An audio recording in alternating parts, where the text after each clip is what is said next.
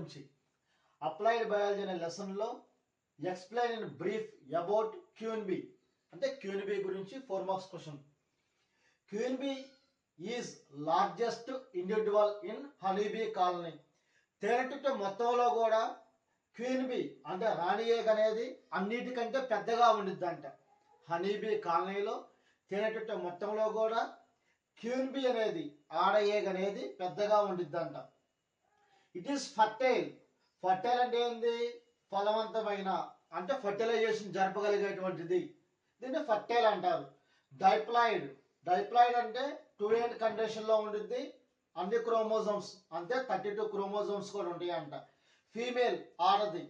తేనెటీగ మొత్తంలో కూడా పెద్దగా ఉండేటువంటి ఈగని క్వీన్ బీ అంటారు.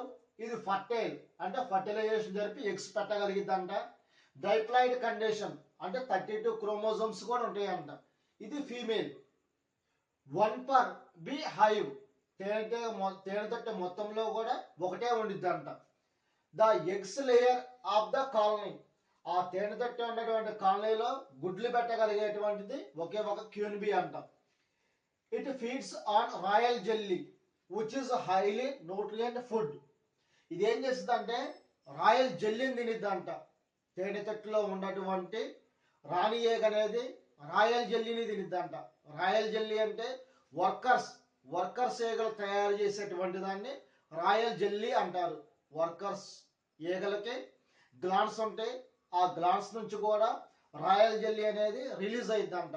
మిగిలినటువంటి తేనెటీగలు మొత్తం కూడా నార్మల్ తేనెను తింటే ఒక క్వీన్ బీ మాత్రమే రాయల్ జెల్లీని తినిద్దంట.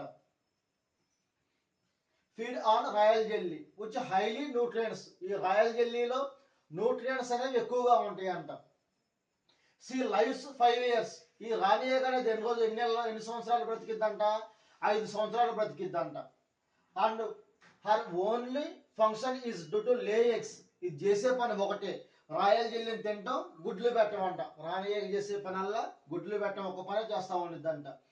During nuptial flight mating dance దాని queen bee receives sperm from a drone and store in the spermatheca. ఇది ఏం చేస్తుందంటే గుడ్లు పెట్టే టైంలో నెప్టైల్ డాన్స్ అంటారు. నెప్టైల్ డాన్స్ అనొచ్చు, అలాగే నెప్టైల్ ఫ్లైట్ అనొచ్చు, మేటింగ్ డాన్స్ అనొచ్చు. ఈ నెప్టైల్ ఫ్లైట్ చేసి మేటింగ్ డాన్స్ చేసి ఏం చేస్తుందంట, డ్రోన్స్ దగ్గర నుంచి మగ తేనెటీగలు డ్రోన్స్ ఈగల దగ్గర నుంచి ఏం చేస్తుందంట, స్పెర్మ్ తీసుకుంటుందంట. మగ ఈగల దగ్గర నుంచి స్పెర్మ్ తీసుకుంటుందంట. ఆ స్పెర్మ్ మొత్తాన్ని కూడా ఏం చేసిద్ది, స్పెర్మథేక అనేటువంటి సంచిలో దాచిపెట్టిద్దంట. మగ ఈగల దగ్గర నుంచి స్పెర్మ్ తీసుకొని స్పెర్మథేకలో దాచిపెట్టిద్దంట. ఈ స్పెర్మథేకలో దాచిపెట్టిన తర్వాత ఎగ్స్ ని పెట్టిద్దంట. ఇది ఎన్ని రకాల ఎగ్స్ పెట్టిద్దంట? 2 రకాల గుడ్లు పెట్టిద్దంట. ఒకటేమో ఫర్టిలైజ్డ్ ఎగ్స్, రెండోదేమో అన్ఫర్టిలైజ్డ్ ఎగ్స్. ఫర్టిలైజ్డ్ ఎగ్స్ అంటే ఫీమేల్ యొక్క ఓవం అలాగే మేల్ యొక్క స్పెర్మ్ రెండు కలిసినటువంటి గుడ్లు పెడితే ఫర్టిలైజ్డ్ ఎగ్స్ అంటారు. ఈ ఫర్టిలైజ్డ్ ఎగ్స్ నుంచి వచ్చే మొత్తం కూడా ఆడ ఈగలు.